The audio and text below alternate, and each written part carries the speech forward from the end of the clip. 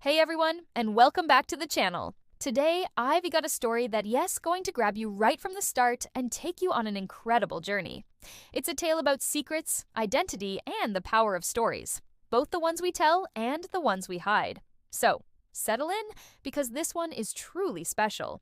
Our story begins in a small, breezy village called Iwu, where everybody knew Baba Orobosa. He was the kind of man who had more stories than the local library, and every evening as the sun dipped low, children would gather around his bamboo chair under the big mango tree. "When I was a young man," he'd begin, his voice a low rumble, "I fought a lion with my bare hands." The kids would gasp, eyes wide. "And won," he'd add, chest out, a twinkle in his eye.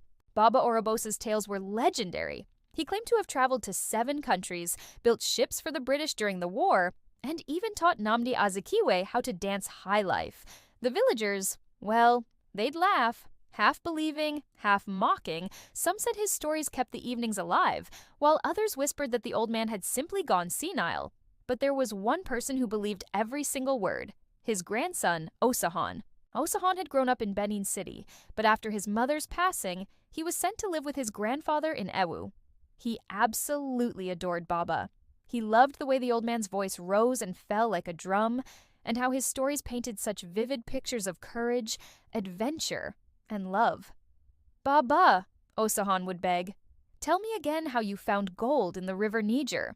And Baba would grin, launch into the tale, acting out every scene until Osahan's laughter filled the entire yard. But as Osahan grew older, something shifted. He started to notice little cracks in the tales. Some details just didn't add up. Baba would say he met the Queen of England in 1963, but then later mentioned being in prison that very same year. Once, Osahan, with all the innocent curiosity of a young boy, asked, "Baba, if you fought in the war, where are your medals?" The old man just smiled, his eyes far away, and said, "Ah, my boy, the world took them from me." Years passed, and that innocent curiosity slowly began to morph into doubt. Then, one day, when Osahan was 17, a letter arrived. It was from a lawyer in Benin City, and it was addressed to Baba Orobosa, summoning him to settle an old, undisclosed matter. The old man grew restless. He outright refused to go. And that's when Osahan decided he had to find out who his grandfather really was. One afternoon, while Baba was at the market, Osahan knew this was his chance. He crept into his grandfather's room, a place the old man guarded like a sacred shrine. Beneath a raffia mat, he found it, a rusty metal box. His heart pounded as he opened it. Inside, there were yellowed photographs, a military tag, and a small faded passport. And that's when he saw it. The name wasn't Orobosa'S, as everyone knew him. It was Ifeanyi Okafor. The photo showed a young soldier in uniform, serious, holding a rifle. Osahan's mind raced. Why would his Edo grandfather have an Igbo name? That night, he confronted Baba. The old man sat silently for what felt like an eternity, the air thick with unspoken words, before finally sighing deeply. "Ah, Osahan," he began, his voice softer than usual. "The stories I told you were not lies. They were just not the whole truth." He began to talk, his voice trembling now, revealing a past Osahan could never have imagined. He wasn't born Orobosa. His real name was Ifeanyi Okafor, from a small town in Anambra. During the Civil War, he had been a young soldier, and he had lost everything: his family, his village, his very identity. When the war ended, a shattered young man, he wandered aimlessly until he reached Iwu. There, he made a new life. He changed his name, married a kind local woman, and built a new identity from the ground up. "Why didn't you tell anyone?" Osahan asked softly, his own voice barely a whisper. Baba looked at him, eyes glistening with unshed tears. "Because nobody wanted to hear stories about pain. They wanted heroes, and I gave them one." But there was still more. The lawyer's letter, it turned out, was about a piece of land in Anambra that rightfully belonged to him.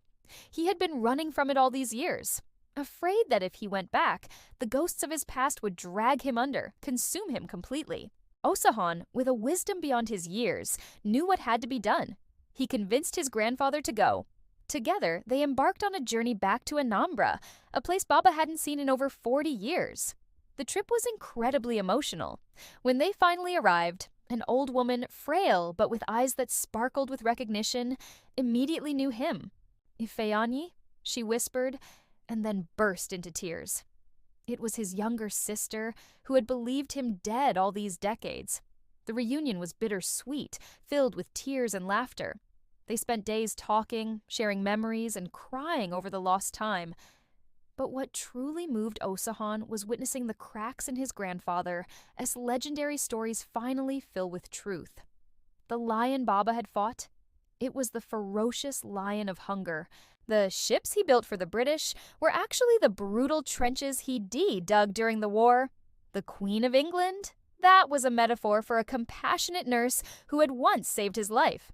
Every exaggeration, every fantastical element had hidden a real, often painful scar. When they returned to Iwu, Baba Orobosa was a changed man. He stopped telling his wild, embellished tales. Instead, he began telling the real ones, the raw truth about the war, the gnawing hunger, the profound kindness of strangers who helped him survive. People still gathered under the mango tree, but this time, they listened differently. His stories were no longer about glory, but about the sheer resilience of the human spirit. They were about survival. 2 years later, when Baba passed away peacefully, Osahan took over the storytelling. He never exaggerated. He told the truth, the complete, unvarnished truth, about the man who had lived 2 lives, carried 2 names, and used fiction as a shield to hide his deep pain. And in Iwu village, even to this day, people say that under that mango tree, when the evening wind blows just right, you can still hear Baba Orobosa'S voice echoing faintly, half laughter, half memory, reminding everyone that behind every big story there often lies an even bigger, more profound secret. What an incredible journey, right? It makes you think about the stories we all carry, and the truth hidden beneath the surface. If this story touched your heart, please give this video a thumbs up.